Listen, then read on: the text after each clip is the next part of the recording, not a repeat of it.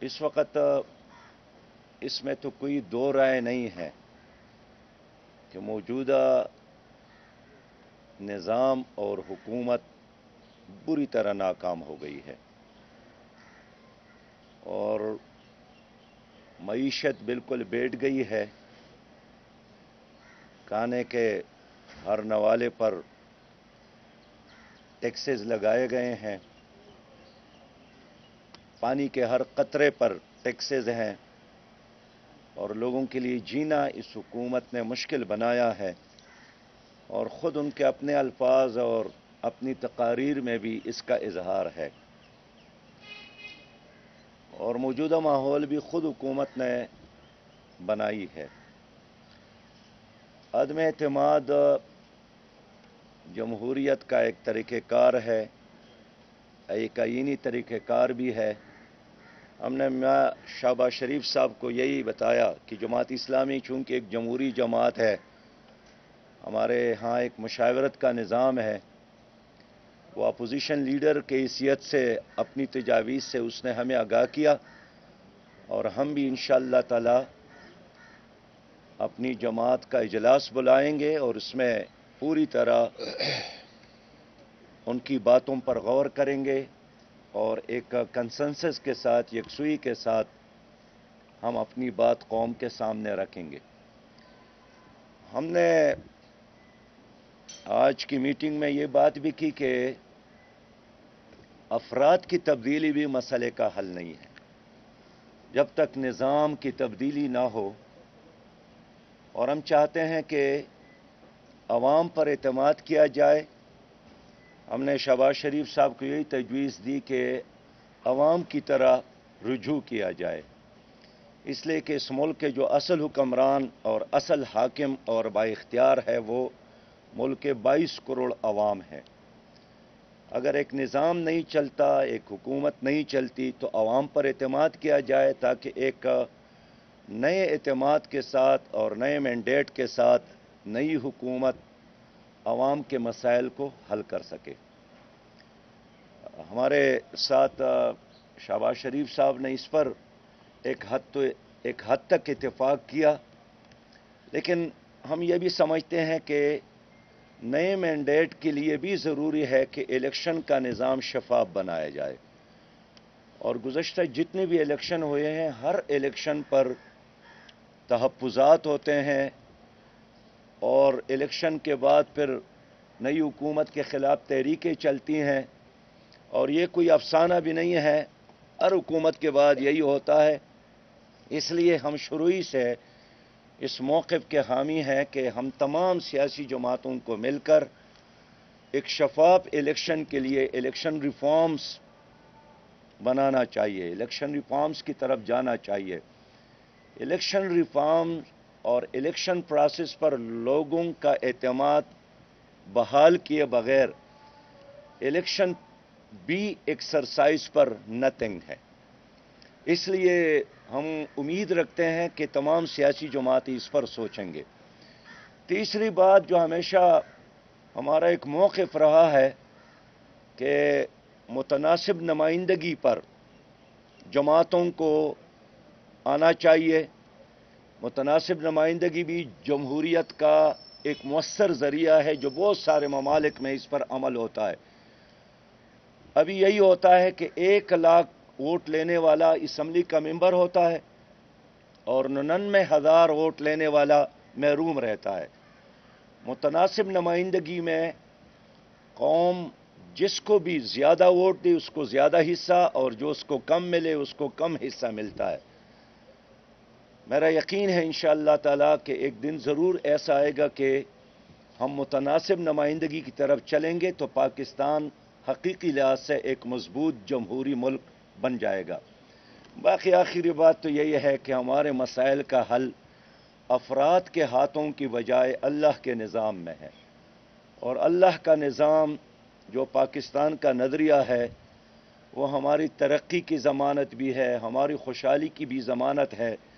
اور 74 سالوں سے کما حق کا وہ نظام نہیں آیا تو جغرافیہ کو بھی نقصان ہوا, معیشت کو بھی نقصان, ملکی وحدت کو بھی نقصان. میں ایک بار پھر जनाब शहबाज शरीफ साहब का, उनकी पूरी टीम का शुक्रिया अदा करता हूं और मैं उनको भी मौका देता हूं कि वो भी अपनी बात रखें। बिस्मिल्लाहिर्रहमानिर्रहीम। मोहतरम जनाब अमीर जमात इस्लामी सिराजुल हक साहब, जनाब लियाकत बलोच साहब, जनाब मियाँ असलम साहब, जनाब काजी साहब, मोहतरम जनाब ख्वाजा साद रफ़ीक साहब, मोहतरमा मरियम औरंगज़ेब साहिबा, अस्सलाम वालेकुम। आप सबका बेहद शुक्रिया कि आज आप काफ़ी सवेरे यहाँ पर तशरीफ़ लाए हैं, जो कि मामूल नहीं है। आपका बहुत शुक्रिया। आज हम हाज़िर हुए थे सिराजुल हक साहब के यहाँ। कल मैंने ख़ुद इनसे दरख्वास्त की थी कि हम आपके पास आना चाहते हैं। उन्होंने मेहरबानी फरमाई, आज हमें वक्त दिया। सारी तफसील आपने बयान कर दी है, मैं उसको दोहराऊंगा नहीं ताकि वक्त का ज़िया ना हो। मैंने अपनी तरफ से और अपनी तमाम जो मुत्तहिदा अफ़ज़ल की जो जमातें हैं उनकी तरफ से मैंने आज दरख्वास्त की है कि ये जो वोट ऑफ नो कॉन्फिडेंस की मोशन कल दाखिल हो चुकी है पार्लियामान में, तो उसमें आप हमारा साथ दें ताकि ये किसी फ़र्द वाहिद की ख्वाहिश नहीं है, न मकसद है। ये 22 करोड़ आवाम की जो इस वक्त दिन रात वो तड़प रहे हैं, इस नाअहल, इस इनकॉम्पिटेंट और इंतहाई करप्ट हुकूमत के हाथों जो आवाम की दुर्गत बन रही है और आम आदमी की ज़िंदगी अजीरन हो चुकी है, ये हैं वो मकासद जिसके लिए ये मोशन दाखिल की गई है कि एक सेलेक्टेड हुकूमत को पार्लियामान के ज़रिए आईनी तरीके से उनको हटाकर हम कौम के पास दोबारा जाएं और एक फ्री एंड फेयर इलेक्शंस का एहतमाम हो, जिसके ज़रिए अवाम के वोटों से नुमाइंदा हुकूमत चुनी जाए और फिर एक फ्रेश मैंडेट के साथ मिलकर इस कौम की दिन रात खिदमत की जाए, जिसको भी अल्लाह ताला मौका दे।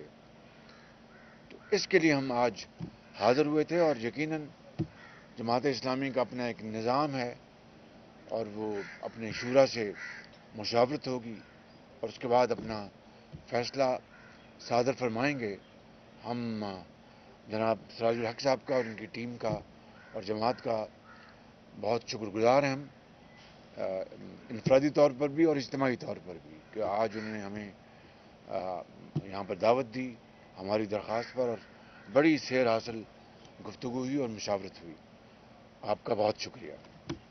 थैंक यू साहब, ये बताइएगा कि जहां आपने अपोजिशन जमातों से रब्ता शुरू किया है, मुस्लिम लीग काफ से आपकी बातचीत शुरू हुई लेकिन वो कोई इस वक्त तक कोई नतीजा खेज नहीं हो सकी, और दूसरा MKM से भी दोबारा वज़ीर आज़म साहब भी रब्ते कर रहे हैं, तो क्या MKM की क़यादत और मुस्लिम लीग काफ से दोबारा बात होगी? क्या इत्तेहादियों को इस तहरीक एतमाद में आप ऑन बोर्ड लेकर आएंगे?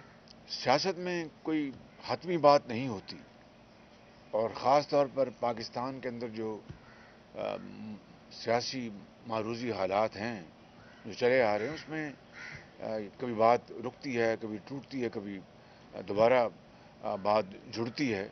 तो ये काविश जारी है और हमारा ये हक है, सियासी हक है कि हम हर सियासी जमात से बात करें, उनके पास जाएं, उनसे दरख्वास्त करें, उनको कायल करें।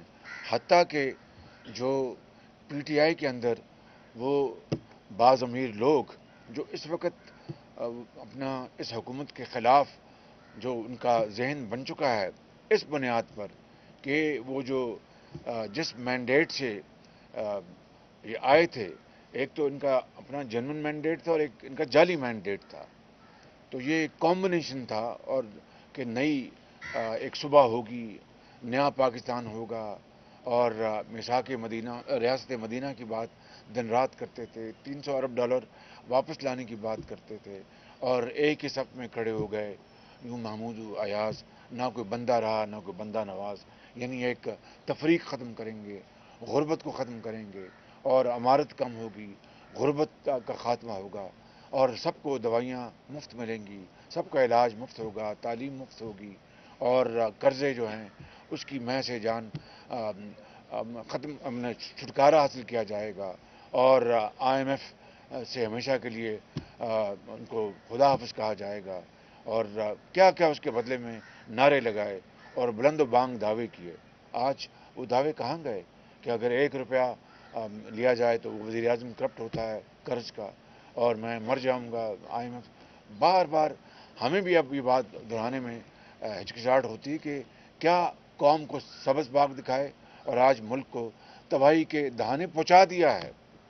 تو یہ ہے مقصد. صرف لاسٹلی بتا دیں کہ پنجاب کے حوالے سے آپ کی کیا حکمت عملی ہوگی؟ وہاں جہانگیر ترین کا گروپ سامنے آیا ہے، اور پنجاب میں اب کشمکش شروع ہو گئی ہے وزیر اعلیٰ کی تبدیلی کے لیے. کیا مسلم لیگ نون پنجاب میں کسی تبدیلی کا حصہ بنے گی، اور ترین گروپ سے آپ کا کوئی مرکز اور پنجاب کے حوالے سے کوئی الائنس ہو سکتا ہے، یا موجودہ صورتحال میں ایڈجسٹمنٹ؟ دیکھیے، یہ مسلم لیگ نون کی جو قیادت ہے، میاں نواز شریف ہمارے قائد ہیں، وہ پارٹی کے ساتھ مشاورت کے ساتھ جو بھی فیصلہ کریں گے وہ پارٹی اس کو لے کے چلے گی، اور ہماری اس حوالے سے ہماری تمام پارٹی سے بات چیت جاری ہے. بہت شکریہ.